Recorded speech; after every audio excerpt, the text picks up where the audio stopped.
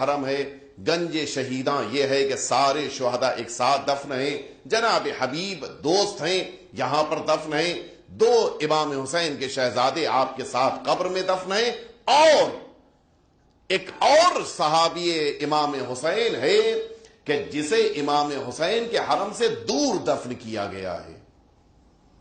بڑے تعجب سے پوچھا کیوں؟ اب وہ فکر کہ جو آج بھی بعض لوگوں کے ذہن میں ابھی بھی وہاں پائی جاتی، اس زمانے میں زیادہ یہ اسٹرانگ تھی، پختہ تھی۔ فکر کیا تھی وہ سنیے آپ۔ بتایا گیا کہ وہ ایک امام حسین کا جانثار ہے کہ جس کا نام حر ہے، کہ جو کربلا کے باہر دفن ہے۔ وجہ کیا ہے آپ سنیں گے، کیا ان کے ذہنوں میں فکر پائی جاتی تھی اس زمانے میں؟ وجہ یہ ہے کہ امام حسین نے حر کی توبہ کو قبول ہی نہیں کیا، معاذ اللہ۔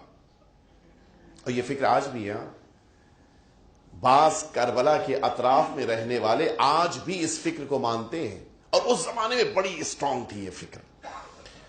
اسماعیل نے جس موقع پر پوچھا، ان لوگوں نے بتایا کہ وہ اس لیے کربلا میں دفن نہیں ہے کہ امام حسین نے ان کی توبہ کو قبول نہیں کیا، العیاذ باللہ، لہذا امام حسین نے انہیں گنج شہیدہ میں دفن نہیں ہونے دیا ہے، چوتھے امام نے ان کو یہاں پہ دفن نہیں فرمایا، وہ باہر۔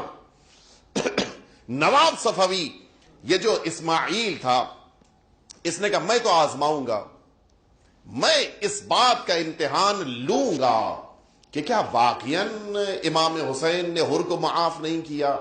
دیکھیں اگر معاف نہیں کیا تو نتیجہ کیا ہوگا کہ حر نے قربانی تو دی ہے، وہ شہادت نہیں ہے، اور اگر شہادت نہیں ہے تو پھر اس کے معنی یہ ہے کہ جو قرآن مجید کہہ رہا ہے کہ شہداء زندہ ہیں، یہ حر اپنی قبر میں آج ان کی لحد کے اندر ان کا جسم نہیں ملے گا۔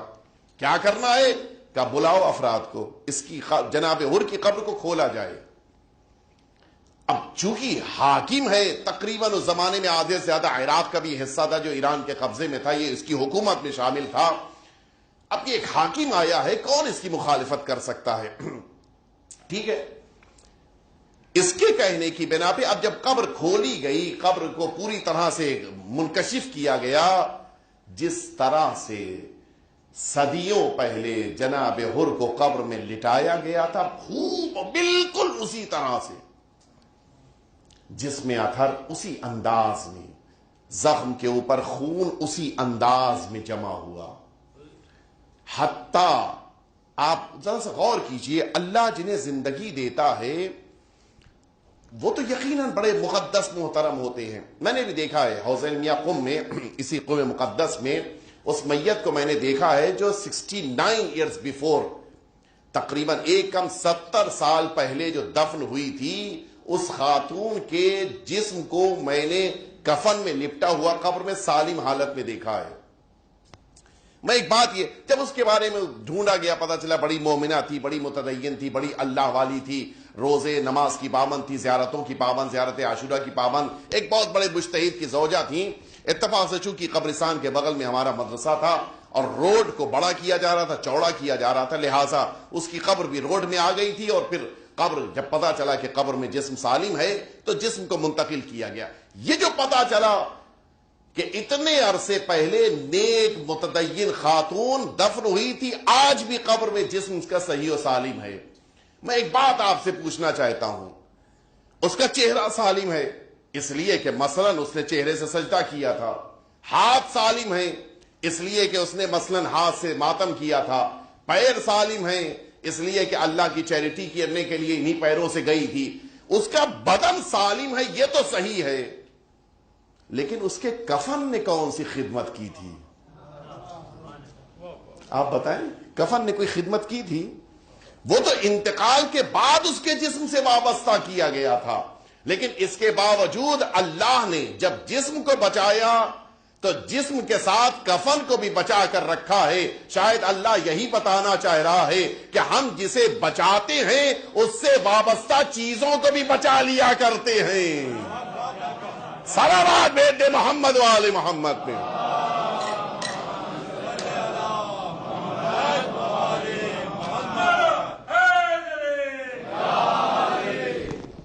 حقیقت یہ ہے کہ پروردگار عالم جناب حر کو بھی زندگی دے رہا ہے۔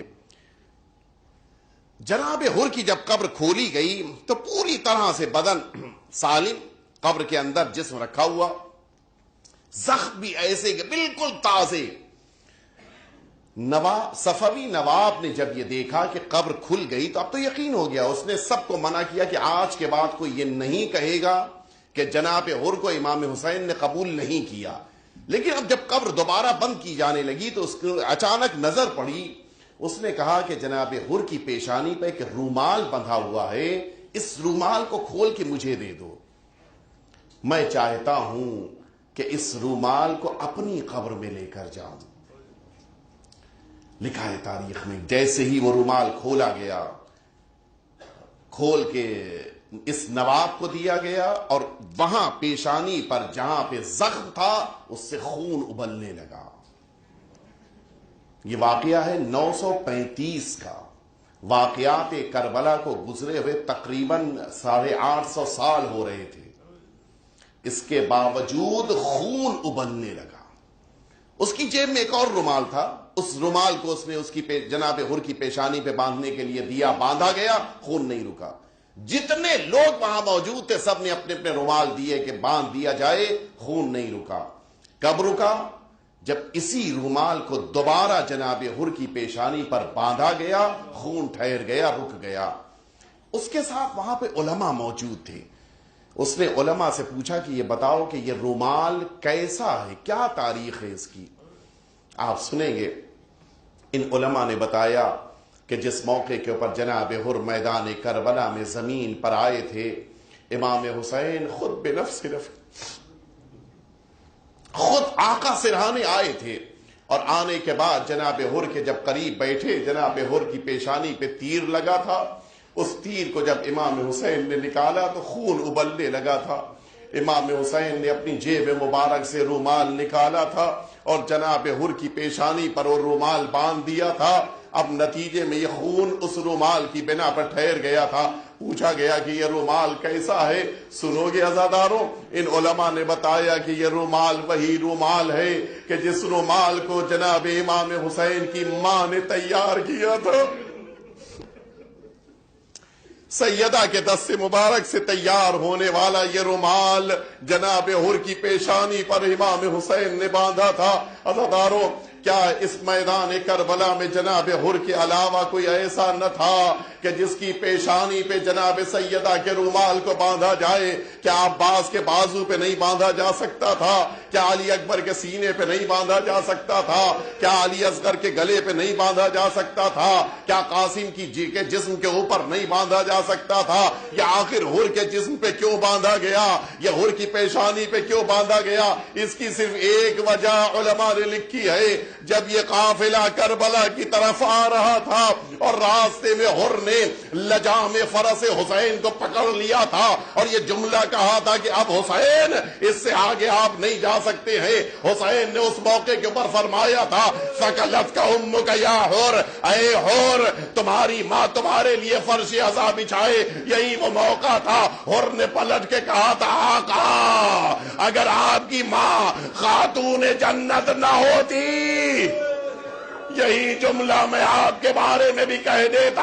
حسین نے اسی موقع پہ شاید یہ سوچ لیا ہو، اے حور اتنے بڑے دشمنوں کے مجمع میں تم نے میری ماں کا نام احترام سے لیا، میں اپنی ماں کا رومال تمہاری پیشانی پر باندھوں گا۔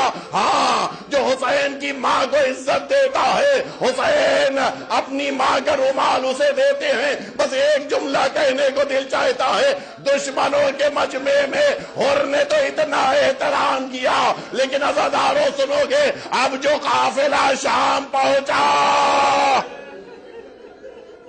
سنو گے عزاداروں، یہ سفر کا مہینہ شروع ہو چکا ہے، اب جو قافلہ شام پہنچا، جملہ ہے ہمارے چوتھے امام کا، جب جناب زینب نے فرمایا کہ ہمارے لیے چادروں کا انتظام کیا جائے، کہا چادر نہ ملے گی۔ جناب زینب نے ساری بیویوں سے کہا دیکھو میں دربار میں داخل ہو رہی ہوں، تم سب مجھے چاروں طرف سے گھیر لو تاکہ تاکہ دشمن مجھے نہ پہچان پائے۔ چوتھے امام کا جملہ ہے زینب اس طرح سے دربار میں داخل ہوئی وہی متنکرہ، میری پھوپھی خود کو اب مجمع میں چھپا رہی تھی، ارے کوئی پہچان نہ لے، لیکن عزادارو قیامت ہو گئی۔ سنو گے سیدہ کا نام کب لیا گیا؟ جیسے ہی زینب نے دربار میں قدم رکھا ایک بلندی سے آواز آئی، ہاں ہی زینب بنت علی و فاطمہ، علی و فاطمہ کی بیٹی یہ زینب ہے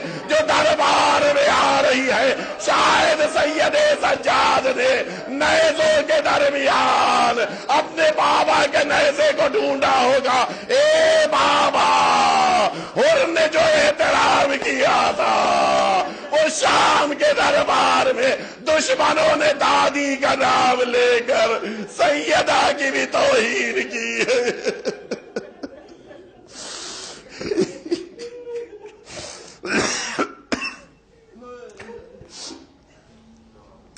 الا لعنت اللہ علی القوم الظالمین وسیعلم الذین ظلموا